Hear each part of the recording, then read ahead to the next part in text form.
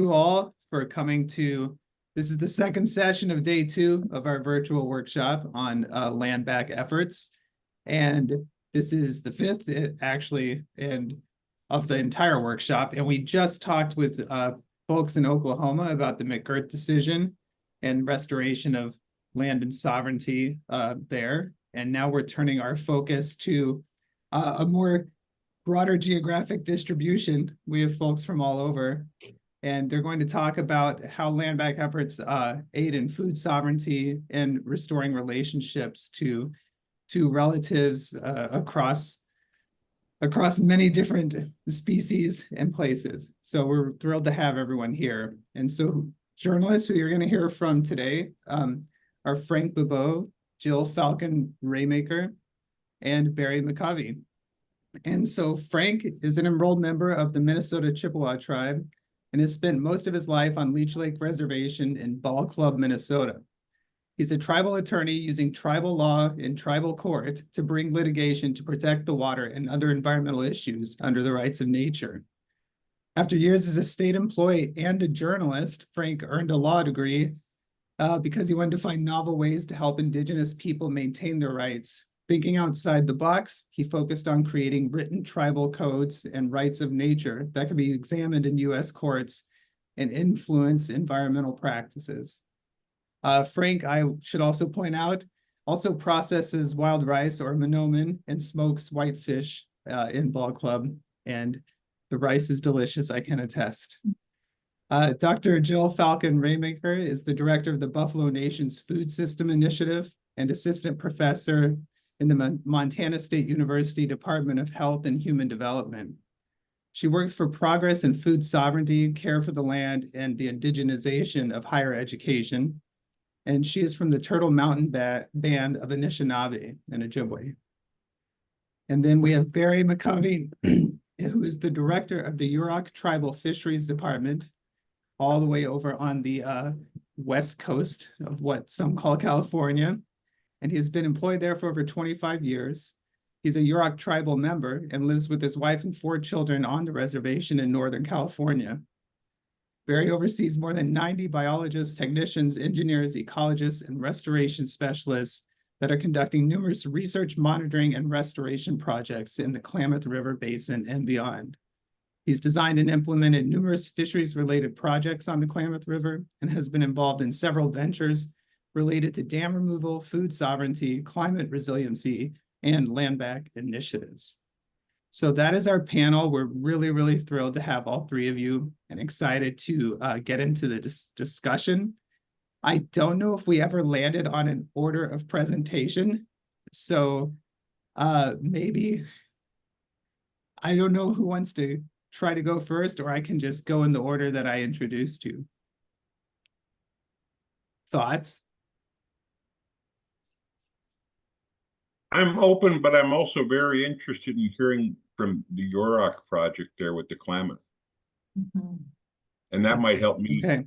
And well, okay, so why don't we do reverse order? And then Barry, I think that might work well, actually, because you guys do have a more recent land back development that maybe we'll hear about. Sure. So I think the tribes, hi Deb, I think the Yurok tribe strategy kind of guides a lot of the work that we do, and that strategy is based in kind of our cultural value and this inherent kind of recognition that we're here to help restore balance to this landscape. And as far as our natural resources departments, whether it's our fisheries department, our environmental protection department, forestry department, we have a number of different natural resources related departments, but we're all kind of guided by that principle of we have this obligation and this weight on our shoulders, and we are working towards restoring balance in an ecosystem that has been thrown out of balance. So there's been a lot of impacts to the Klamath River. We're very remote and rural, but there has been a lot of resource extractive businesses that have taken a toll on the Klamath River ecosystem over the past 150 years, whether it's, dam building, timber harvest, gold mining, The list goes on and on. And a lot of those industries are still working in the basin today. So we have an uphill battle to restore balance to this ecosystem. So that's something that we're always working towards. And we have a lot of really small projects, but we also have some really big projects. So the biggest one recently has been the Klamath River Dam removal, and that's that's the largest river restoration project maybe in the history of the country, maybe in the history of the world. And so that's been a huge endeavor. I would note that um, re as it relates to this discussion regarding land back and food sovereignty, um, the way that that ties in with the Yurok tribe is salmon runs have been decimated on the Klamath River over the years because of dams, because of uh, water extraction for agriculture, for a number of reasons. And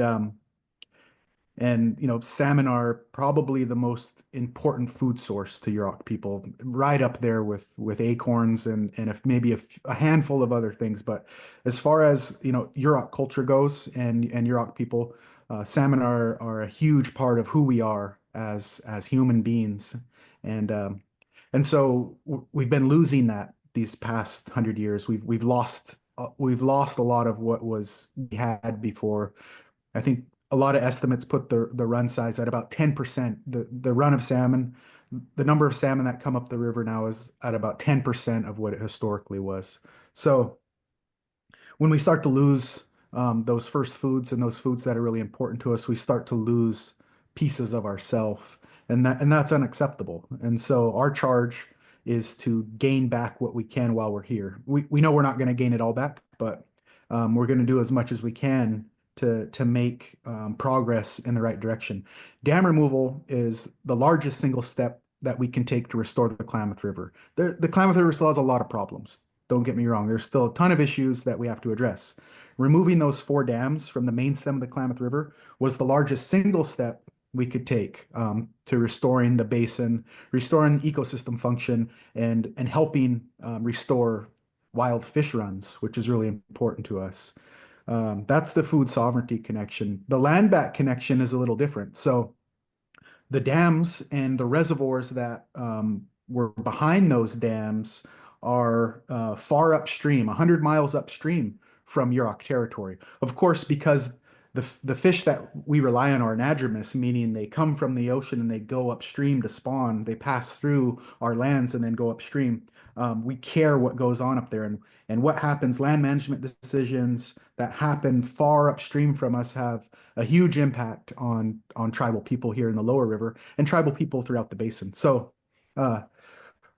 we're in a place where we've built the capacity to be able to do a lot of work related to dam removal. We've been able to get boots on the ground, have Yurok people and other tribal members on the ground doing this work. The lands that the reservoir footprints in those dams sit upon are not Yurok lands. They're the lands of the Shasta Indian Nation. They're the lands of the Modoc tribe. They're the lands of the Klamath tribes. So we are helping our neighbors, we're helping our relations gain back something that they lost also, and they're helping too.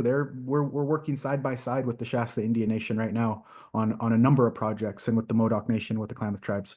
We're all working together on this. We have a lot of capacity right now to help, and that's what we're doing. We've been able to acquire some land in those areas to help us with our restoration efforts. In a decade or so, we won't need those places anymore, and we hope to transfer those lands that we've acquired back to the indigenous tribes who are from those places. So that's what the connection is, I feel like, with dam removal and how that relates back to land back and food sovereignty for this discussion. It's people call it a fish restoration project, but the reality is this is an ecosystem restoration project. Everything's going to benefit from dam removal. Of course, salmon will benefit, but so will every other species that's reliant on a healthy Klamath River. That means bears, that means birds, that means whales out in the ocean, and that certainly means the indigenous and non-indigenous people who rely on a healthy Klamath River.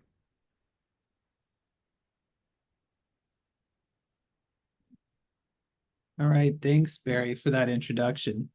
We'll get into some more of those projects going on with Q&A later, but Yeah, Jill. I would say there are a couple of very specific examples of land back initiatives that the Yurok tribe is working on within our ancestral territory that I can talk more about later. Right, great, thanks, Barry. Jill. Yes, I'm going to share screen here. All right. Okay. Right. Bojo Bishkane Mishtadem Ekwayandaga, Makwan Dodem, Miknakwaji and Dunjba, Anishinaabe Ekwayamade Ekwayandao. I'm Jill Falcon Raymaker. I'm my Anishinaabe name's Bishkane Mishtadem, Flaming Horse. I'm from the Turtle Mountain Anishinaabe, and I'm here at Montana State University where I direct the Buffalo Nations Food System Initiative. And it's an education and research initiative aligned with the Buffalo Treaty that supports intertribal food sovereignty. So we're working in this biocultural region. You can see the cutout in the map here where there's an oval. And this is the traditional footprint of our food system of the Northern Plains and Rockies. We're aligned with the Buffalo Treaty. We cover an area that is about 3 provinces and 5 US states. We have a really beautiful interactive ArcGIS map that's on our website, where if you go in there, you'll see our Buffalo Treaty signatory nations, and you'll see concentrations of medicine wheels, those glyphic and ancestral rock structures that our ancestors left on the land, places that we go to teach and do ceremony. Also, you'll see our maps got all the tribal colleges and universities in both Canada and the US, but we are about working together for intertribal food sovereignty. So we created this map to really allow us to see each other in the land with fresh eyes. We took all the federal, state, and provincial boundaries off it. So the work that we're doing is really about cultural knowledge regeneration. This work of food sovereignty is about us coming home to the land. So the Heart of the Land Back movement is the relationships that we contend, as Barry mentioned, that responsibility, the way of life that we can maintain. And from that flows food sovereignty.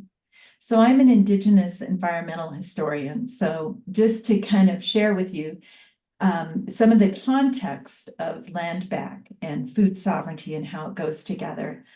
Every Indigenous food system has at its center a kinship relative. So in Barry's case, salmon, and also there's acorns, there's pine nuts, corn, gators, manome and manoom and wild rice.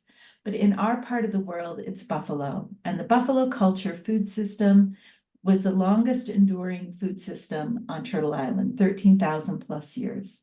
Very complex life ways that supported this way of life and the food that the buffalo are for us. And so our students we're supporting students doing research that in turn supports intertribal food sovereignty. And we're supporting education that is land-based and community-based, meaning that we really put a focus on Indigenous knowledge and our worldviews and our way of life. And in that, we're acknowledging that the land is where knowledge resides. The land is where knowledge resides. It's where our language comes from. It's where our ceremonies come from, and it's where our sustenance comes from.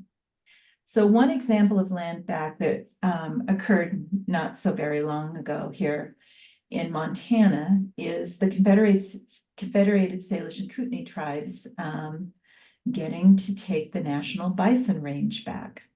Very important step. And I have one doctoral student that is who is Salish. She's an ethnobotanist, Rose Bear Don't Walk. So I had an opportunity to visit with her about what does land back mean for her. She said she gets that question a lot. What can people actually do to support Indigenous peoples? and support food sovereignty. And she tries not to answer the question, give to nonprofits. She acknowledges that at a federal level, it's been super beneficial to their nation to be able to come home to the buffalo. And the CSKT wildlife biologists in turn are taking responsibility for that land. They're getting rid of noxious weeds. They're building back that web of relationship. But if we don't have land or access to land, we can't build food hubs. We can't do Indigenous science. The land is this blank canvas for deeply ingrained work that we've been missing being able to do for a while. And so, like in the same way, we can't take care of our communities if we don't have land. We can't, if housing is a chronic problem on our reservations, you have to have housing for the land. You have to have land for the housing. You can't live without access to land. You can't take care of your people. So land opens up avenues for change throughout our communities. It helps us in this context of recovery from colonization. So I want to just take you back just a real quick review of how we got here. When I teach, I'm teaching about two economies. And one economy is this colonization economy. The economy, the word breaks down oikos, home, and nemen, to manage. So to manage our home.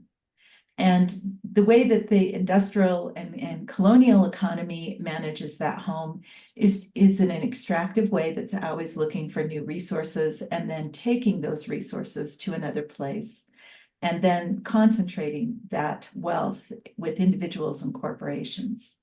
That's very different than the kinship network of exchange that involves reciprocity and relationship and responsibility that comes from Indigenous ways of being, ways of life. So how did we get here? So this new economy arrives hungry for land, and we end up with one food system now taking over another food system, okay? And so this story is all about land, and it was the story in my great-great-grandparents' day, and it still is today. The bulletin that you see would have come from my great-great-grandparents' day. And on the left there, and the Cargill advertisement was in a 2016 National Geographic with this false claim that the Midwest in 1865 was nothing but a blank canvas poised for transformation. So the arrival of the new economy and the food system, we end up losing nearly 99% of our land. And then we are placed on reservations and reserves, and our intimate way of life, our connection with those herds and the places where we tend the land, the places where we harvest berries, gnomon, we're separated from all of that. And we end up very dependent, as you see in the picture on the right, on replacement foods. And as you see in this Cree woman's hands, she's got a bag of flour and a bag of lard. Devastating to our way of life. We end up really dependent on processed foods. We end up shut out from this system of abundance that we've lived off for 13,000 years, and a very complex seasonal round. So the annual seasonal round is one of my specialties in my studies. And the way I describe the annual seasonal round, or the way that we lived before this transformation through colonization, was through a series of annual movements on the land to hunt, fish, trade, harvest, and cultivate Indigenous foods. But the annual seasonal round was also critically embedded in our way of life, which taught reciprocity, responsibility, relationship, and other values that guided our sustainable relationship with land. So it wasn't just about sustenance. It was about connection to a sacred landscape. And the Anishinaabe way of life, we have songs for planting, we have songs for hunting, harvesting, ceremonies, the sun dance, that thirsty dance that we began to do when we moved out to the prairies, was this invitation for the rain to come to feed the grass, to feed the buffalo, to feed the people. So that circle. And so it is, as my advisor and mentor, Dr. Leroy Littlebear, has said, food is just the product of a system, and the system is our way of life. So this way of life, and as I said, you know, all our teachings come from the land. The land is that kinship economy with that kinship relative in the center of it, in our case, buffalo, and the language emerges from that land. So that if you think about land back, you're thinking about our ability to continue as Indigenous people, cultural continuity. The Western system divides the land up in little boxes. This is a map of Montana, and what it looks like after allotment, dividing things with straight lines. And I frequently talk about all the straight lines that emerge from that extractive culture and colonization. But the outcome of the colonial relationship with land is fractionation. It's a system of straight lines, hierarchy, and homogenization. So likewise, Indian land ends up terribly fractionated through the General Allotment Act of 1887. And if you're not familiar with fractionation and how even the lands of our reservations and reserves end up really divided, and we do not have access to them through the process of heirs being added to deeds and the trust relationship with Bureau of Indian Affairs, there are great resources about fractionation that will help you to understand that through the Indian Land Tenure Foundation. And so my argument is always about how worldview matters, that our ways of seeing and knowing and being in relationship to land really matters. So that's why land back matters, because we're there using our Indigenous values in relationship to land to come home to that land and be able to tend that land in relationship. This is the Blackfeet buffalo herd. Right now, we have more than 100 nations on Turtle Island who are responsible to buffalo herds. This is a really new endeavor where, just like Barry's saying about the river, we're learning to take care of these ones as we come home to the buffalo. We don't say that the buffalo went away from us. We say that we went away from the buffalo. And as we come home to the buffalo, and this is an example of federal buyback, the Blackfeet Nation was able to buy back more than 300,000 acres through the federal land buyback program. And so repairing some of those fractionated situations with land and then restoring the herds to the land. But as we do this, we have a lot to learn. Buffalo are colonized just like we are. They're not able to move freely. But they're showing us how to come home to the land. We had an all-night smoke, and we were thinking a lot last year about how is it that we can restore buffalo to the large landscapes.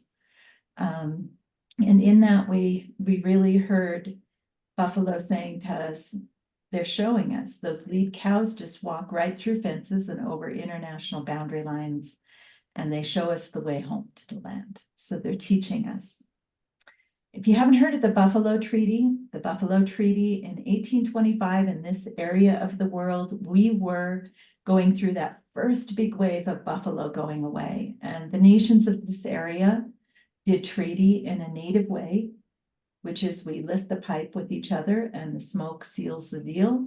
And we said on the Yellowstone at that time, we would allow everybody to come to these herds to take care of their people. In 2014, as more and more nations began to come home to the buffalo and have herds, we started signing a treaty again together. And in that treaty, there's articles of education and research. And so in working with our students, this is our recent signing at the Buffalo Treaty signatory event on Blood First Nation in September. But we're coming home to the buffalo.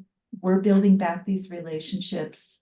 That web of relations is completely dependent on that kinship relative that stands in the middle, just as the salmon is to the Yurok and to other nations.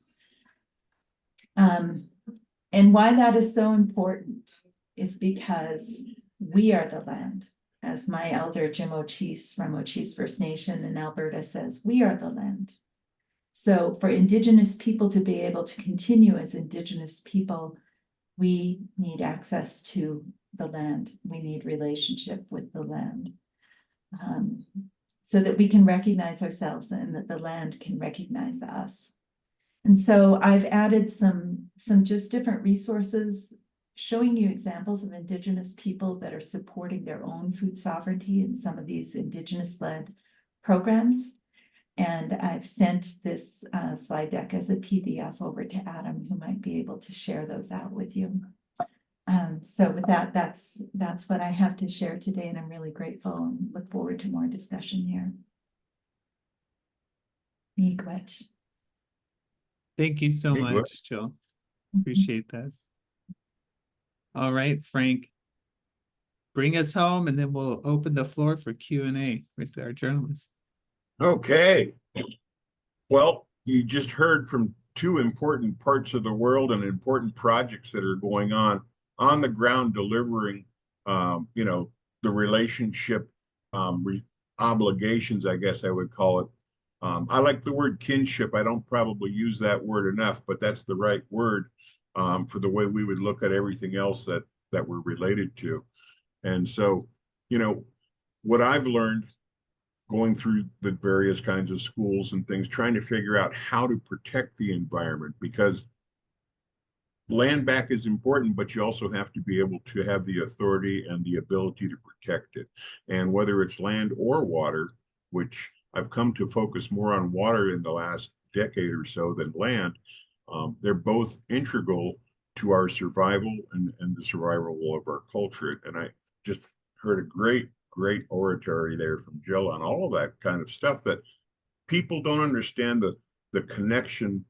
And oftentimes I think it's the religious part, sometimes the difference between Christianity and the dominion over nature, and then our relationship, which is we're guests here, and these are all of our relations that we have an obligation to protect and to remember and to include in our ceremonies. And so what I've been working on, which is weird, but as you work your way through college and you try to understand how to protect the environment, you learn more and more that the state and federal laws have protective words and language, but really they're all permitting language.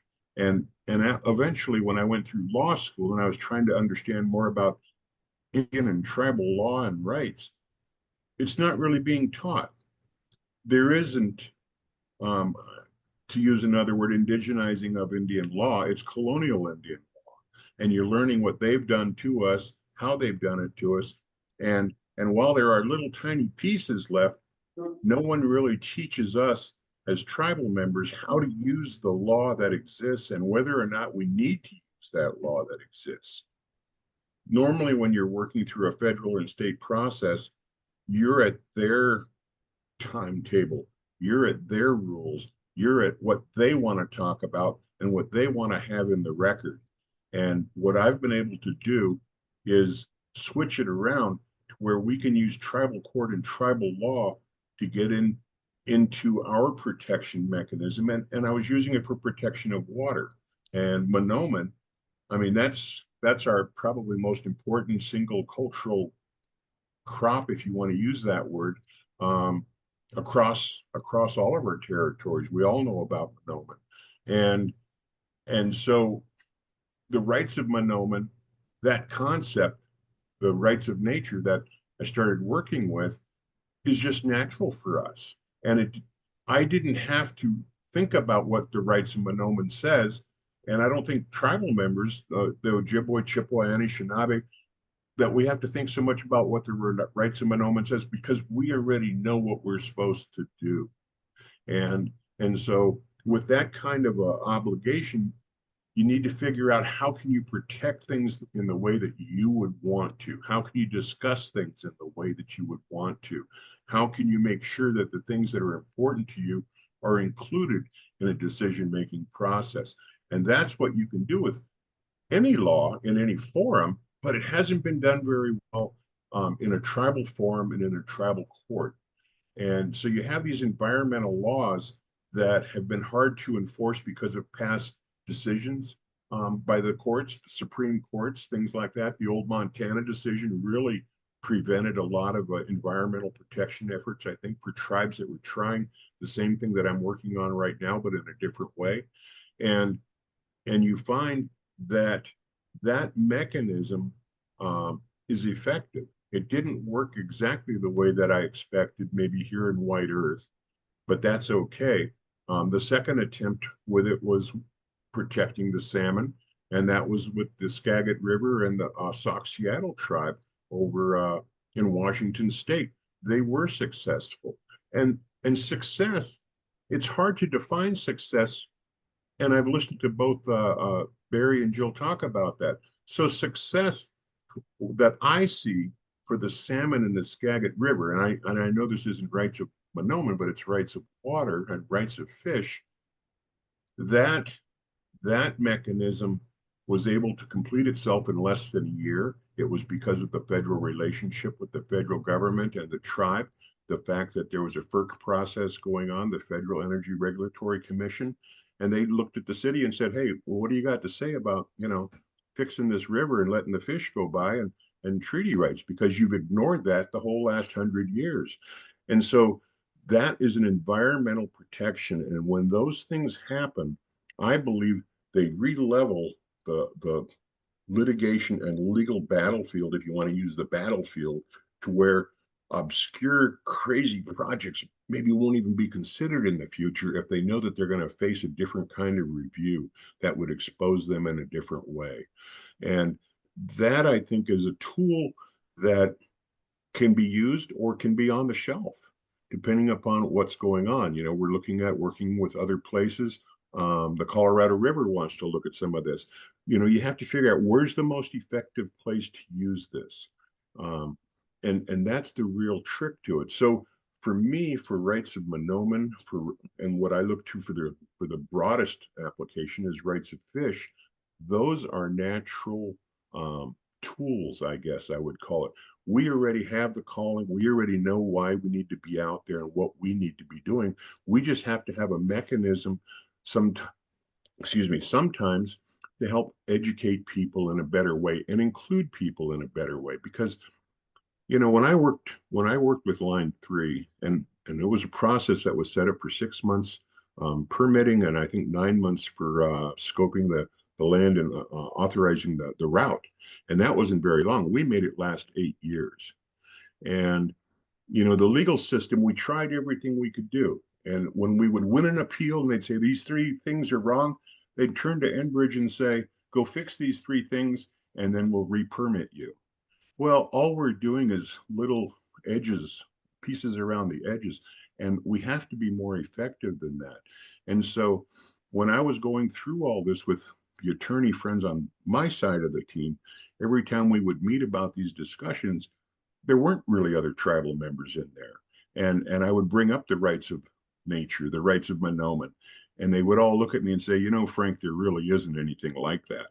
And right, they don't teach it in law school, but that doesn't mean it can't happen. It doesn't mean you can't make it work, but it's hard to even work your way into the table to have the discussion when everybody else has been colonized as well. And they don't think that anything can really come out of Indian country in a way, and they try to stifle it a lot of times. And so a lot of times these are, as been discussed, these are resources that are being kept from us that we've always had access to. And that's what's making it very hard for us. And in our case, wild rice is recorded in the 1837 treaty with the United States. And when you look at our treaty journals, our primary treaty foods are fish and maple. Those are all high resource, water resource, high quality needs for abundance for all of those creatures, all of those things that live there. And so we're 50-50 water and land where I live. And so you need to be thinking about maybe water is more important at times. When I was looking out there at Standing Rock, almost everybody owns the primary land. They have checkerboard reservations, as was partially discussed already, and they were trying to run that pipeline through the places that didn't come under any Indian authority or control, even right through Rosebud Reservation. And when I was out there and I was talking to those people, I started talking about water rights, and I don't want to say this the wrong way, but I essentially had to help explain that Rosebud was the primary freshwater authority for those 5 counties that are wholly within Rosebud, because they were working with the federal government on the Ahi Dam, and they were bringing freshwater resources to unilaterally to 4 of the counties and cooperatively with the 5th county. And they were reporting to the EPA every week for their freshwater drinking standards. And when I explained to them, maybe you can prevent them from crossing your waters instead of, in these little creeks in different places, instead of focusing on trying to stop them on land that is privatized and colonized, it changes your aspect on maybe what your tools can be. And that's where I started looking at the water a lot more. I started looking at those mechanisms. And so when I look at the Klamath River and the salmon, those are those same kinds of things. And I've been lucky, in the sense that I get to work on these kinds of aspects to help protect. But restoration is unfortunately very essential. And so you're hearing from people who are having to do the hard work, even when you prevail in things and have a right to fix them and clean them up, you're still being prevented. So I think rights of fish are going to be the future. I'm very glad the way things are working out with the fish in various places. As said, I mean, fish are an important part of our culture. We have fish clans in the Anishinaabe culture, and we have those same kind of clans in a lot of other places. And I'm finding out even on the East Coast with the tribes that weren't essentially federally recognized, from the colonies, the original 13 colonies, and not having a federal government at the time, that they're looking to modify their constitutions to have more rights of nature concepts plugged into them, because they don't have federal treaties with the United States a lot of times. And so they need to figure out where to insert the language that we all have a right to, an inherent right to the food and to the water and to the access to the land and things. And so these concepts are going to become more and more prevalent, I think, as time go on, because we have to exercise our right to protect all of it, to protect whatever somebody thinks our portion is. So it's weird. It's weird. I can't believe I've gone all the way through all this. It's been a pleasure to listen already today. Where the law fits in on this. And it's usually the law screwing us, but every once in a while you can figure out a different way. And so, this goes all the way back. A lot of the people that we've heard from today, just as an aside, there's a thing called Public Law 280, and it's here in Minnesota. It's out west in Washington. I think it's in Oregon. It's in California. And it gave the states a lot of jurisdictional authority over us. And what they're finding out is that authority isn't as great as it was, because it would have been a tremendous taking from our ability to restore ourselves, just like all of creation. And so in there's a part that talks about any custom or ordinance heretofore or hereafter that's not inconsistent with the state law is what should be used to decide the factors, and to make your own laws and to be governed by them. And that's what I'm using, is this very small thing that came out like in 1953 when they were first doing this. And I'm using what some tribal members have called ancient law. I'm relying on the earliest parts of what our rights are. I'm relying on old treaties. When the 1825 treaty was mentioned, our treaty for 1825 talks about us and our boundary for the territory north of the 1825 having the right to decide who comes in and hunts. That is full environmental control. The 1826 treaty says that there hasn't been a change in the title to the land, and that we still have jurisdiction as the Chippewa or the Anishinaabe. Those two treaties are more important to me in some ways, because that word jurisdiction isn't an old Indian word. That's a word where white people are telling other white people, These guys have authority over this territory, and that's important. It just hasn't been remembered and it hasn't been used in modern ways. And so there is a place for treaties and treaty rights and rights of nature. And and so I'm glad to be able to do all of that. And I'll stop here. All right. Thanks so much, Frank, Jill, and Barry. Those were great presentations. And now we do the thing where people tell me if they have a question, I'll call on them. But I'm going to pull rank and ask the first question because Barry alluded to this a little bit at the end of his talk. And I know the Blue Creek project is one, Barry, but there were a couple examples of sort of new and current land back efforts with the Yurok tribe. And I think people would be interested to hear a little bit about that. Yeah, thanks, Adam. Yeah, I know dam removal is the hot topic right now, but you know there's a lot of other things happening throughout um, throughout the country. Thanks, Frank and Jill, for your presentations. I learned a lot. Great. Thank you for sharing your knowledge. It always kind of amazes me how we can be so separate geographically, but on the same page on so many different aspects of how we look at the earth and what we're doing. So thank you for that. Yeah, so there's a couple of big ones recently with the Yurok tribe. Blue Creek is probably the most important one. Blue Creek is a tributary to the Klamath River within Yurok ancestral territory, and it's one of the most important tributaries on the lower Klamath River because it, for a number of reasons related to the fishery, but also for cultural reasons. It's really important to the tribe for our spirituality, etc. Um, for the past 80 to 100 years, the watershed, the Blue Creek watershed, has been under the ownership of a timber company, and so the timber company has managed it like timber lands are managed, so for profit, and not for ecosystem health, certainly not for fish, not for prairies, and the practice of cultural fire was pulled out of that landscape, and so the landscape is suffering.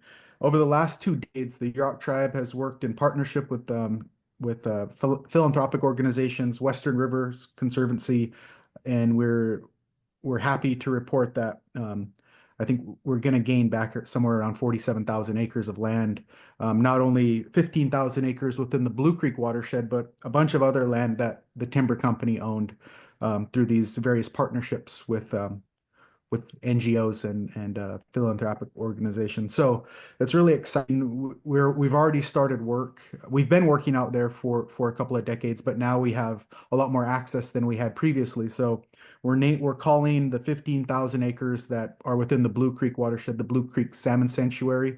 So we've already started on some projects related to prairie restoration and returning some cultural fire to the landscape. We have a lot of work to do. You know, the land has been mismanaged for 100 years, and that's kind of how these things work. When we get this land back under our control, um, Jill talked about being able to use that land in a beneficial way for the people and for the ecosystem. And in a lot of these cases, in order to do that, we have to kind of undo some of the wrongs that have been done upon that landscape for a while. And so we're in that process now. We're trying to turn the ship around and get this thing going in the right direction. So that means a lot of restoration down in the creek, restoring kind of natural function to the stream that's kind of been hammered by the timber industry. So there's a lot of excess sediment. There's not enough wood. There's a lot of different things we can do to help the stream itself. But then as we move outside of the stream and start to move up into the uplands and into the mountains, there's also a lot of work we can do, and a lot of that involves cultural fire and thinning and prairie restoration. And so that's the idea there. When we have these healthy ecosystems that are interconnected between the land and the water, we see benefits. Not only in the fishery, obviously we'll see a benefit from restoring the fishery, restoring the creek. We'll see that benefit in the fishery, but as we move up slope, we'll start to see acorn trees come back. We'll start to see wildlife return, whether it's deer or elk or birds. We'll start to see berries. We'll start to see all of these things that are really important to Yurok people start to come back. We're taking the view of fixing the ecosystem and then kind of going down from there, trophic levels, and trying to restore things from a top-down perspective. So that's a really exciting initiative that we're working on right now. Another one is in our ancestral territory. It's in partnership with Redwood National Park, California State Parks, Save the Redwoods League, and the Yurok tribe. There was a mill, again, going back to us having to fix something that was damaged. So there was a mill located on Yurok ancestral territory on 125 acres. For 50 years, it was a mill site where they processed lumber. Save the Redwoods League was able to acquire that mill site after it was kind of defunct and the timber industry kind of went downhill. The timber industry sold the mill site to Save the Redwoods League. Save the Redwoods League has agreed to transfer that land back to the Yurok tribe. And we've already been working there for the past 3 years on restoring a stream that runs through there in partnership with a lot of other entities. But the Yurok tribe has been doing a lot of the actual in-stream restoration work there. The idea is to work in partnership and collaboration with the federal government, the National Park Service, and the California State Parks to build a kind of a visitor center there, make it tribe-specific, kind of a gateway to the national park, and then also continue with the stewardship of restoration, but also being able to highlight that restoration to people who come to the area, and they can kind of see the before and after of this giant mill site that was basically covered in concrete to what it is now, where it's this meandering stream with wood and there's elk all over the place and birds. And so it's a really exciting project. Again, there's land back there, but there's also that ecosystem restoration, which leads to a lot of opportunities for our first foods to thrive. So thank you. Thanks, Barry. Appreciate that. Okay, so Sherry has a question. Yes, my question is for Frank. Hi, Frank. I mean,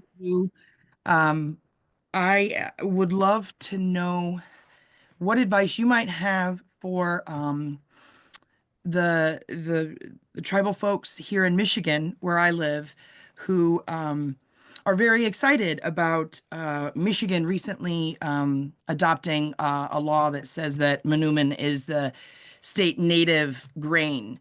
And there's a lot of work that went into that. But it doesn't offer any legal protections at all. It's kind of like making it I don't know, a mascot of the state, like, the state flower, the state bird. And so I wonder what you think might be the pathway, the best pathway to get actual legal protection for Manoomin in Michigan, which a lot of tribal folks really want. Do you think that the best method is legislatively or through the courts? I mean, what's your advice for the tribes here in Michigan? I tend not to trust the state first. So I don't try to think about that as a help. They are, here in Minnesota, Minnesota claims all the water vegetation, including wild rice that grows, as their property wherever it is in Minnesota. Now, that law, I don't know what they think about their property because they're not taking care of it. It's just kind of a bogus law in some ways. I know that, Grand Traverse Bay and I think Sault Ste. Marie, I think they're looking at efforts towards that. I like it being in tribal court for the reasons that I talked about already. Some tribes sometimes, I don't know if you want to, if they want to look like they're having to set up some kind of an authority to set up a fight or something like that. I see it as a protection tool. We had rights of Manoomin for 3 years before we used it. I didn't know who I would even use it on. But when I heard Barry talking about the Blue Creek salmon restoration area, that's the way, to me, that's half the path. You need to identify these areas in a way that makes them important so that other people understand why they're important and build those laws in that way. And what Jill talks about, the more holistic parts of how they all connect and things like that. And Barry was talking about it too. That's where that's where you get to those protection mechanisms. So I know wild rice isn't very prevalent out there in Michigan very much anymore. And I know Wisconsin has a hard time with it as well. And they're looking at trying to figure out ways and strategies to protect these things. And what I've found, because of our treaty rights, because our treaty rights are a lot different than a lot of other tribes. The Chippewa, we have 44 treaties with the United States, and our territory is 800 miles across, around the Great Lakes and things. And so our rights are the same. The Chippewa in Michigan have the same rights in Wisconsin and Minnesota. And I'd like to think it's going to be for Turtle Mountain and other places as well, going west. The treaty territories are what makes it possible. Its treaty rights are supposed to be the supreme law of the land. And that's where I think we have to, again, to use the word indigenize the legal system. And the legal system is, again, a colonial word. The system of deciding the best path. We have to figure out how to include everybody that we call stakeholders in the other system. But too often we get caught up in intervening, like we did in Line 3. We were there for 8 years. I essentially had to wait, or maybe I didn't have to, but I felt like I had to wait because under the colonial system of law, you're only supposed to be fighting something in one place, not 2 or 3 places. And so once all the process was done with permitting, that's when the opportunity came up to sue the state of Minnesota Department of Natural Resources in tribal court. And, that hadn't ever been done. And I can tell you, Minnesota didn't think it could be done. And Minnesota ran to federal court to try to get the federal court to tell, the tribe, hey, tell those Indians they can't use their law in tribal court against us. And the court asked that attorney in court and said, can you point to any law that gives me the authority as a federal judge to tell them they can't use their laws? That's a big question. And so we are learning, from each other, just like Barry was talking about, as we listen to what's going on, the strategies are already present because they're natural to us. It's defending them and protecting them is the hard part. And so I like rights of fish. I think that's the path. I think Monoman was easier for me because it's a treaty right as well. And as an attorney, it seemed like the best place to start. But all the tribes have fish in their culture and look to fish for ceremonies and different things. And water's important, and that's what keeps everything else right. And so I think we're going to recover, just as you're hearing people talk about it here in the Klamath River. We're going to recover more of our rights to manage and protect those systems, and they're going to be relinquished to us because they can't afford to manage it. They can't afford to watch it and protect it. They don't do very good on enforcement actions whenever they do anything. And so I think we're very close to having a lot of it becoming a true working relationship where we have some kind of a balance and give and take, not just them saying what they're going to do, but our consent is required even under the United Nations concept. Because I think that's what treaty rights really are about, is getting consent. It just hasn't been fought that way. Is that too much, too little? That was Too perfect. much. Okay. Thanks, Frank. Hector has a question. Yeah, thank you all three so much for being here.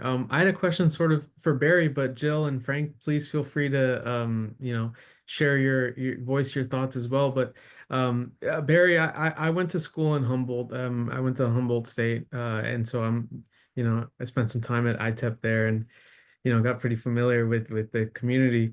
So I was curious to hear from your perspective. I know that with the issue with food sovereignty and the Klamath, like you said, became like a really big hot topic. I'd love to hear your folks' opinions on when you're working on, as experts in your own right, on food sovereignty issues, when you're working on these issues and hearing from journalists who want to report on these stories.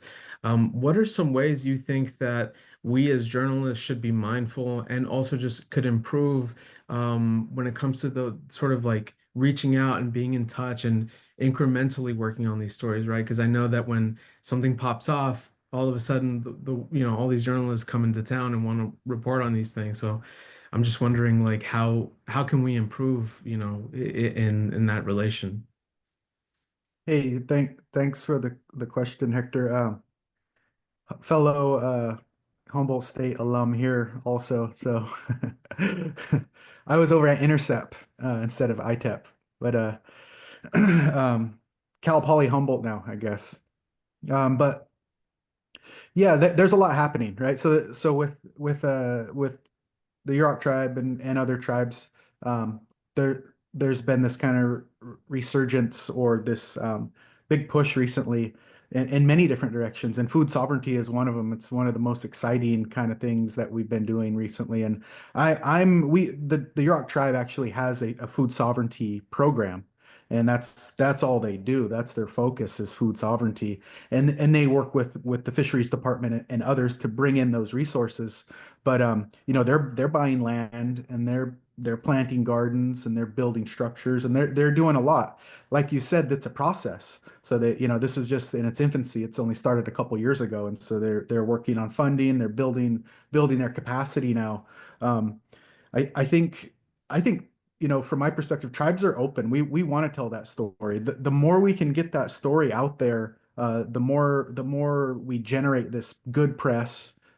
This we can tell this story of redemption and how we're rebuilding our food systems, and it falls on the ears of those who are interested in this type of stuff. That's good. That's all good stuff, and it helps us maintain and grow. When there's interest, there's funding, and so what I've seen is things like this. Adam has it checks in, and there's other reporters. Deb was on here earlier. I think she had to leave, but she checks in. She kind of helped her relationship with certain people within the Yurok tribe, our public relations director in particular. So I think just sending emails once a month or something. Hey, what's going on with the Yurok tribe or any tribe? Get to know their public relations person, and just reach out and say, hey, what's going on? And I'm sure there's always something going on, and for the most part, tribes are happy to share what they're doing. We're proud of the work we're doing, and we want to share that with others. And we want to see that. I want to see what's going on in Michigan, and I want to see what's going on in Buffalo Nation. That's going to help me come up with ideas of how we can use those things to benefit us, and vice versa. We want to share our story so that other tribal nations can see some of our successes and hopefully build on those and reach out to us, and we can try to help. That's kind of that's my feeling on it. So. Thank you. Can I just chime in and add a little something? I would say be just super critical of mechanisms that are being used, like what Frank was pointing out, that we can't trust the federal government. And I'm going to give you an example. Right, I was just interviewed a few weeks ago by Intertribal Buffalo Council to give some feedback to U.S. Fish and Wildlife about a proposal to list buffalo as endangered species. Okay, so everybody's going to go along with that and say national mammal. Yes, that's got to be a good thing. What it will do is it will stop the transference of buffalo out of Yellowstone National Park to Fort Peck. And that, a little bit of the backstory is we had, 50 million buffalo, and then they're brought down to about 450 buffalo by 1887, and 200 of those were in Yellowstone. That's our mother herd. And as Yellowstone Park is beyond its carrying capacity, it sends buffalo up to Fort Peck, who's had this quarantine facility. And we've been dealing with this constant mythological idea that brucellosis can be transferred from buffalo to cattle, and all this resistance in the state of Montana to us. It's just mythological. And so you have these barriers that are put up. But even the idea of an endangered species listing can stop completely. I mean, it's just a mechanism for stopping indigenous advancement and buffalo return, and that real contest over grass and land, not brucellosis, right? So it's tricky.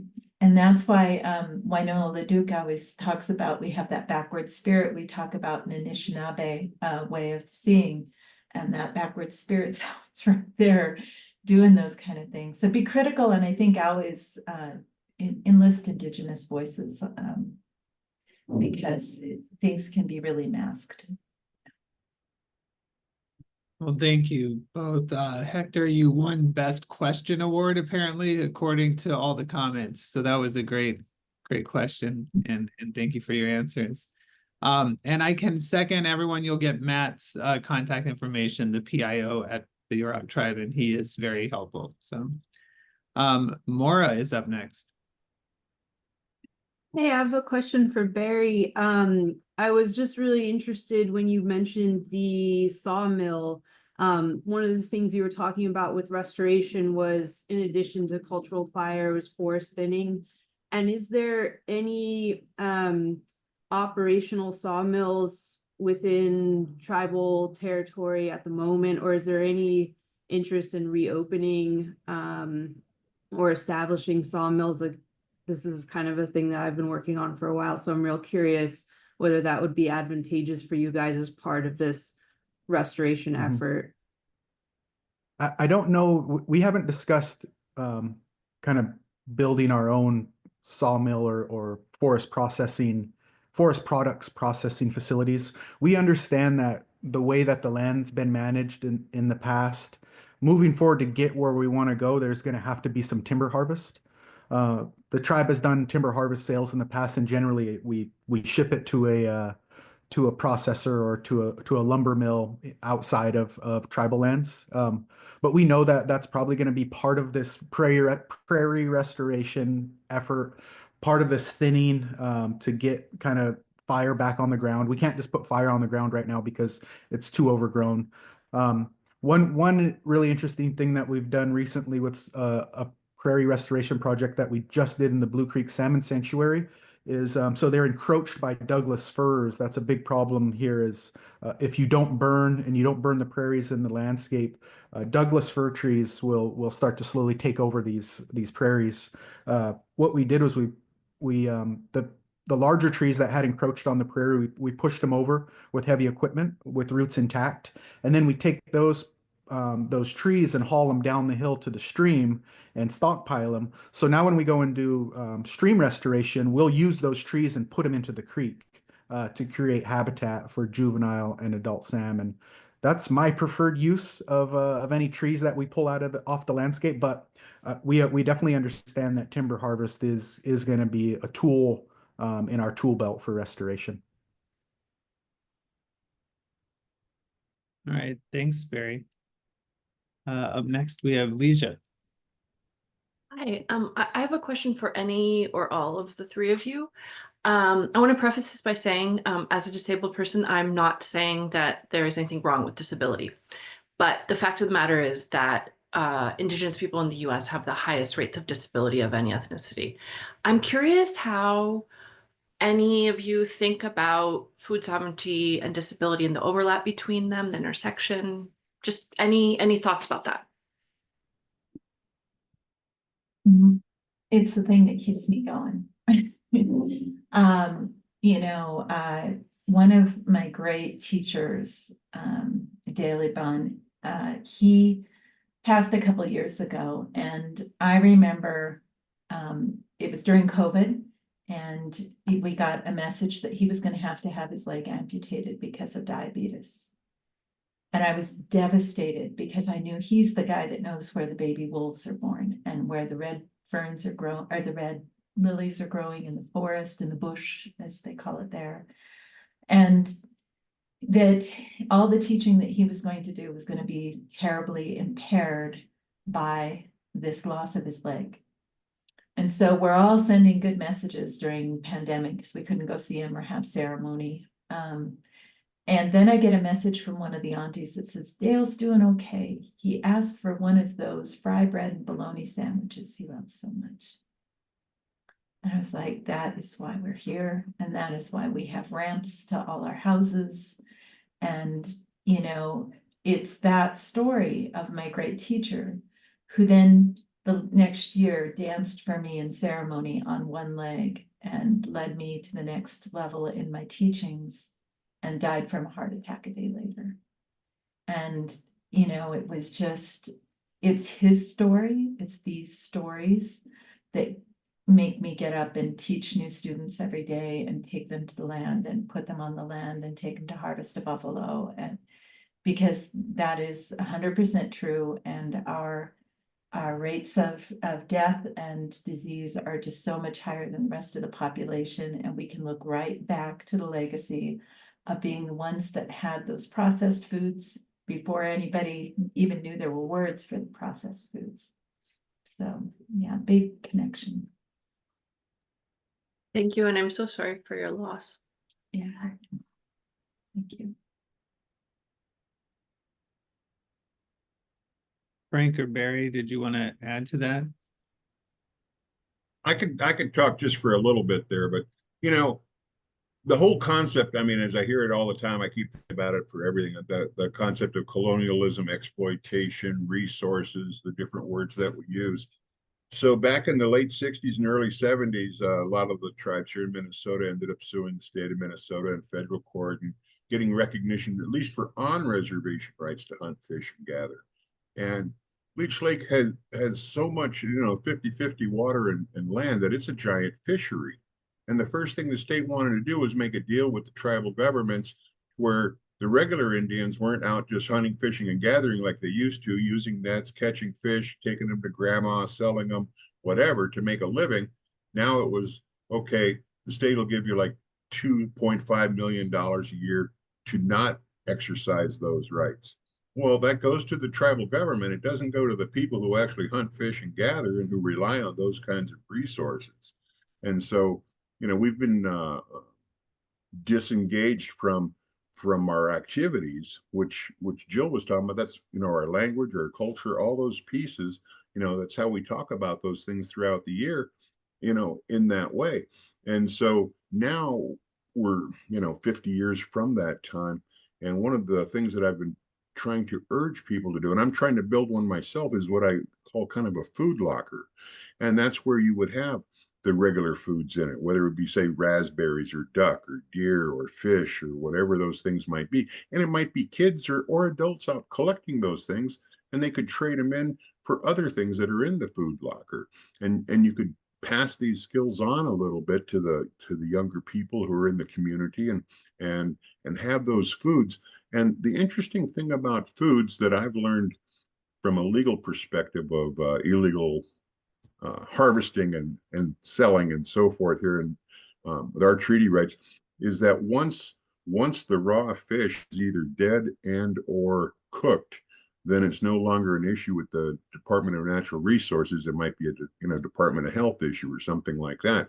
And so while the DNR doesn't want you to take fish and give it to other people and non-Indians even and things like that, once it becomes food, say once a week, every Friday or something, of the elderly nutrition program, the food locker could sell those kinds of foods to that program. They could take them out to all the people in the community. So at least once a week, they're getting real fresh food from the same people who live there and who are maybe earning part of their income from gathering. Because people don't know, they can gather enough for themselves, but to really try to make a living, you have to have an outlet. You have to have a place that's going to take your excess and reward you for it, or allow you to trade it for something else. And so those are concepts further down the line, from even what Barry's talking about with what he's doing. It's a lot closer to what Jill's talking about. Those pieces are out there, but just like the talk of the protection of the buffalo stops us from exercising our rights or doing other activities to transplant them. You don't want them on the endangered species list for that reason. And so moose is another one of those things up here. They're getting very hard to find. But if you put them on that list, then it makes it almost impossible for us to go out and to get a moose. So it's really a weird kind of a concept about how do we stay plugged in? How do we update 2025, and do it in a way that restores, just like rights in nature, we're part of nature, restores our part in nature. And that's what you're hearing about today. Thank Thanks. you. So sorry, the food locker is not in existence yet, but it's planned for down the line. Yeah, it would be against the law, the state law. Oh, If you're giving fish away, gathering things, there's these little laws that might interfere with that. And or it might interfere with, say, the 2.5 million that the reservation gets from the state to not be doing those things. Because my understanding, whether it's right or wrong, is that the state of Minnesota, for whatever they give us, the fry and the eggs that they take out of here are probably in excess of $900 million a year. And they put it in their own waters and lakes off reservation, as well as other states. And they sell these resources. And that's why they don't want us out harvesting them to the level that might interfere with their profits. got it. Thank you. Frank, if you ever do make that food locker, I think some folks here would be very interested to know about it. So I think as long as they're low key and in the community and not like a commercial business. maybe then don't tell anybody here that you made a food locker. We'll Yeah, keep it right. on the DL. Yeah. Yeah, on the down low. Okay, where the food is. Hannah, you're up next. Yeah, Barry, Jill, Frank, thanks so much for taking the time to share and be with us today. My question is for Jill. Jill, I've had the opportunity to do some work with Jason Valdez and the Wind River Tribal Buffalo Initiative and all the awesome work they're doing to restore bison on the landscape and also like actively be buying land back and expanding that just land that the bison is on. I also know that they've had a lot of pushback from local ranchers, mostly non-native. And I think a big part of that is sort of that mythological brucellosis that you mentioned. But I'm curious if you have any examples of local cattle ranchers being able to get more on board with that, and maybe if you don't have examples, what you think might help more people get on board with that kind of work on like that local level. There are, I think there are ranchers that are coming around to the idea, and there's people bringing buffalo on and phasing out their cattle and so forth as they see that, buffalo are better for the soil, buffalo are better for the water. It's just a very slow process of changing a tide, and politics in Montana especially are really bad around this right now. So we're struggling with that, but I think that, we even as Indigenous people struggle with this. If you go to Blackfeet, if you've watched Bring Them Home, this beautiful movie that's been made that was recently released about this whole project of the Blackfeet buffalo herd and the Buffalo Treaty. If you look at that story, you see that there's even Blackfeet ranchers who've become very colonized in their relationship to the colonial agricultural food system, and these values of being a cattle rancher. And this process is a really slow one of sort of decolonizing ourselves and coming home. And the challenge is to live in those two economies, right? I mean, if you're going to be out harvesting on the land, you're competing with your own time to work in a wage economy. Living in those two worlds is a really tricky disposition. And so there's constant questions like, if you're raising buffalo, do you have a cultural herd? Do you have a commercial herd? How do you monetize taking care of the buffalo?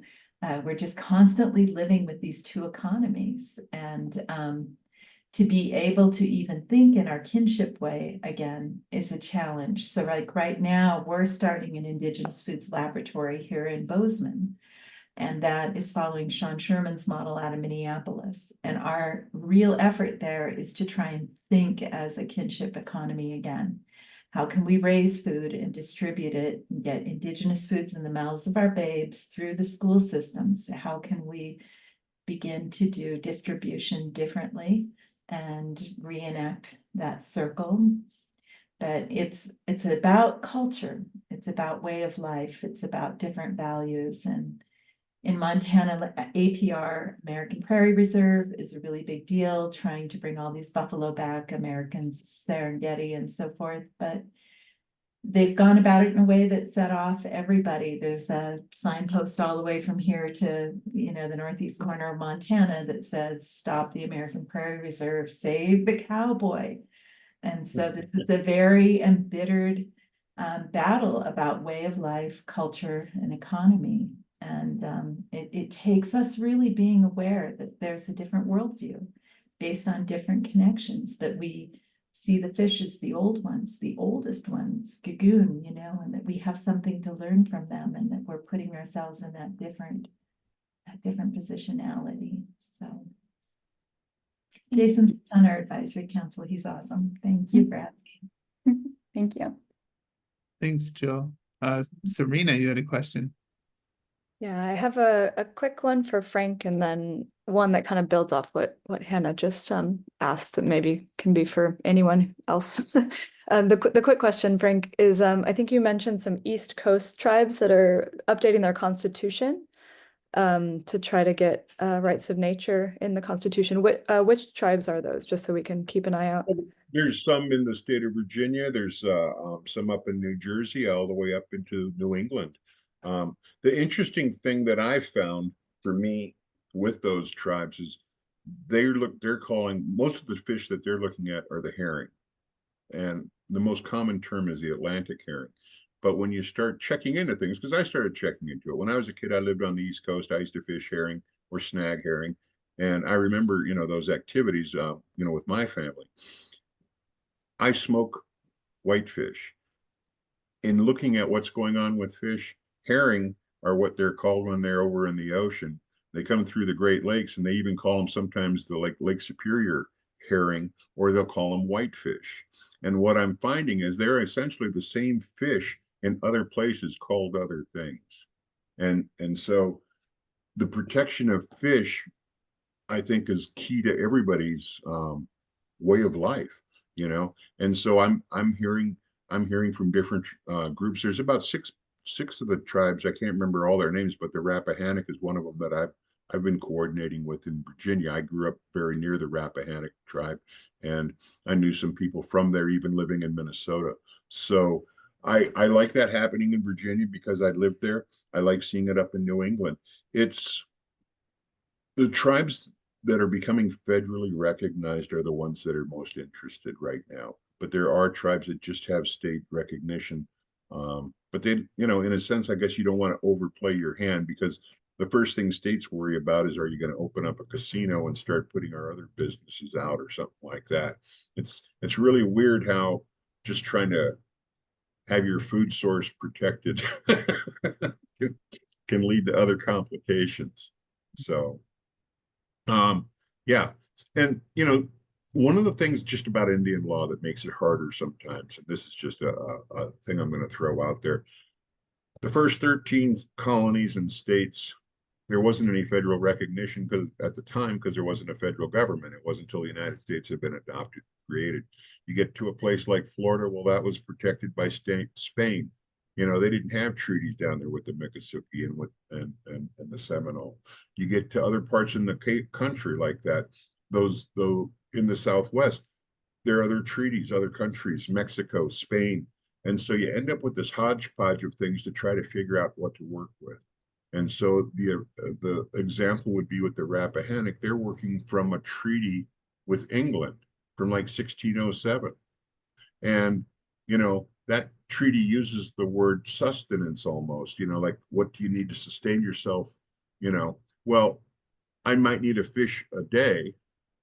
Does that mean I need 400 fish? And if I've got 5 people in my family, do I need 2,000 fish? Not what is your idea of enough for us to get by on every once in a while. And so, words matter. And so it's unfortunate. So I think you're going to see more of it coming out. I'm just at the beginning of this with those East Coast tribes, and they're not all fish.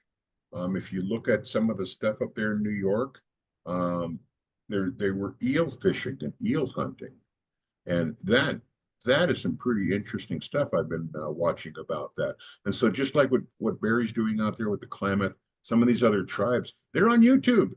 They got stuff going on. They're showing what they're doing. You know, you can see it on the ground and how they're putting it together. So this is all going to catch fire. It's just a question of how it comes together and how we help each other. So I don't know if I'm exactly answering your question, but I think it's all heading in the right direction right now. That was great. Thank you. Just wanted more Yeah. information about that. Yeah. And yeah, happy to let others go next. I don't need to answer two or ask two questions. Okay, we'll go to Megan, and thanks, Serena. Hey, thank y'all so much for chatting with us today. It's been super helpful. I'm a reporter at the Denver Post, and I'm covering a story right now actually on the rise of tribal businesses here in Colorado in particular. So I went out to the Mountain Ute tribe, and they took me to their farm on the reservation and showed me their cattle operation and the corn and alfalfa that they're harvesting. And so that is the feature of my story. But since all three of you come from such diverse areas, I wanted to kind of pick your brain from like broad strokes on, are you guys seeing either your tribe or tribes in your area that are also starting their own business ventures, or, you know, getting into enterprise or things like that? I can go first if that works. Here at UROC, I've been talking a lot about the restoration we're doing.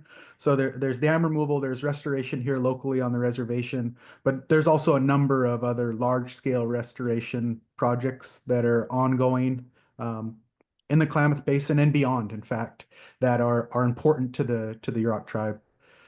So what we've done over the past few years, the Yurok tribe has a number of business ventures, but one that I'm intimately involved with is we've developed what we call the Yurok Tribe Construction Corporation. So what this business does is they're the implementation arm of the fisheries department that I run. So the fisheries department will go and identify a problem, and then we'll get funding to come up with a solution to that problem. We'll design a restoration project using the various tools that we have in our toolbox to do that design. And then once we get the project designed and approved, then we'll get funding and we'll go out and we'll hire our own construction company, which is made up of like 90% tribal members, to come in and implement that project. So we have tribal members on the ground driving the heavy equipment, placing the wood in the stream, doing the surveying, kind of doing everything from A to Z related to these large scale restoration projects. And it's been this really, really wonderful thing to see kind of grow from inception. Now we have people who formerly were like commercial fishermen, but because the fishery isn't doing well anymore, now they're working, now they're driving heavy equipment, but they're restoring habitat for fish that they previously were reliant upon for the economics of it. And now they're kind of fixing their habitat. And this all goes back to like tribal members kind of having this obligation to restore balance to these ecosystems. And we've kind of come up with this way to offer that to tribal members in kind of a new way that we hadn't really explored before. Previously we would have hired kind of like any construction company, the guys that like work on the highways and stuff. But now we have our own construction company that's really dedicated to this restoration work, and it's been great. So that's one thing that I'm really happy about, and something I'm really proud of that we have here with the Yurok tribe. Awesome. Thanks, Barry. Mhm. Jill, Frank, did y'all have anything? I would just add, excuse me, Frank, did you want to go? No, go ahead. Okay. I would just add that there are tribes that are doing work in enterprise, such as Confederated Salish and Kootenai have native fish keepers where they're pulling lake trout, an invasive, out of the Flathead Lake here in Montana, really big freshwater lake. And then they're packaging those and selling them as a way of restoring balance to the lake. And Yet there are huge challenges to a lot of to gaining the capital, to getting to a place where you can market and distribute. And Indigenous Foods Labs come in to that picture by being places that can incubate in value-added Indigenous foods, by having all the licensing to help a small enterprise be able to get started without having to seek those licensings on their own. But it still comes back to those two economies questions. Do we want to commodify our foods? And so one of the things that we're really trying to do is get those foods into school systems, so that if we are producing those foods, we're beginning to change our palate again and bring ourselves home to the foods by addressing the young ones in that process. Thank you, Jill. Mhm. Well, I'll just say a couple of things here. I know we're getting close to the time and it doesn't matter so much for me, but there's a old treaty rights case back in Wisconsin, Voigt versus LCO, Ray, and they said that all the Anishinaabe, we were all entrepreneurs. We all engaged in all these business activities, selling whatever we were doing. And I talked about wild rice and smoked fish and maple syrup, and those are still things that we were very, very plugged into. And so, interestingly enough, in terms of commodifying food, the USDA has been doing a program with Leech Lake and White Earth and probably a couple of other places on commodifying wild rice. The crazy thing is it's also disrupted the wild rice market of the local people who have always been kind of plugged into it. And so this last year, when it was looked to see a good year for wild rice, they came out paying $7 a pound green for wild rice, which, it used to be $1.25, $1.40, things like that. It's worked its way up. And I'm not saying that's wrong, because I was a picker for a long time, but that means if it takes 3 to 1 to make rice, it means your wild rice is already over $20 a pound. And so for a lot of the people who have been buyers of wild rice, so people can go out and sell their rice, those things have been disrupted. And so when I look at this, I inherited this wild rice smoked fish operation from my cousin who passed away. I don't make really any money doing this, to tell you the truth, whether it's competition or anything else. I don't have time. I'm an attorney. I work on rights in nature. I want somebody to pick this up. But the problem is finding somebody who wants to do all the work that's involved, whether it's wild rice processing and everything else, or smoking fish, getting the fish. And so, people will do these things, but they need to see that they can make money at them. And the investment sometimes can be prohibitive. But it's always fun to see the people who are netting the fish that I buy. They're my age. And so sometimes there's a kid or two along, but it's the people who understand already the value of being out there on the water, the seeing what's out there that day, and bringing their grandchildren along or something like that. And so it's hard to bring the economy into it, and that's where Buffalo will work a lot easier in that sense, especially out there. But it's there. The last thing I wanted to say about everything I heard today, one of my attorney friends, when I was talking about rights in nature, was talking about their community having orchards and buying bees. And bees are already understood to be private property. So, pollinators, that's a broader group. But, it might be that the tribe's native people become beekeepers and take them to different places and have tribal laws on tribal lands to protect those pollinators, because that's another important level of everything that's going on with the replanting and revitalization of all these territories. And it might be a different way to try to protect those kinds of other plants and animals in those environments. Well, thank you guys so much. And I thought that your answers were such great context. And just before I let you go, can I just confirm, I know this is being recorded, but Frank, Jill, Barry, if I used some of your answer in my story, would that be okay with you guys? And I could send you a link to it when it runs? Sounds Okay. good. Okay, thank y'all. Well, thank you all so much. I have to say, this is the politest group of journalists I think I've ever seen. Like, they even were backing out of their questions and giving them to other journalists. It's crazy. I know in person you guys would be a pain on the bus and I'd have to yell at everybody, but virtually you're all delightful humans. And it's been great to spend time with you. But Barry, Jill, and Frank, I can't tell you how much we appreciate this. We say this all the time, but we literally couldn't do what we do without folks like you taking time out of your days to share stories and expertise, and it's very much appreciated. And we will give you our patented round of applause here. Thank you so much for joining us. What This an was a amazing great panel. session. Thank you all. And journalists, you will, like I said, you'll get all their contact info. And they're all great to work with and just so responsive. And I will share Jill's slides. I promise. I'll be nice. So thank you so much, good humans. Good to see you. yeah, and I hope we get to see all of you in real life in the not too distant future. So Thanks, so much everybody. for being with us.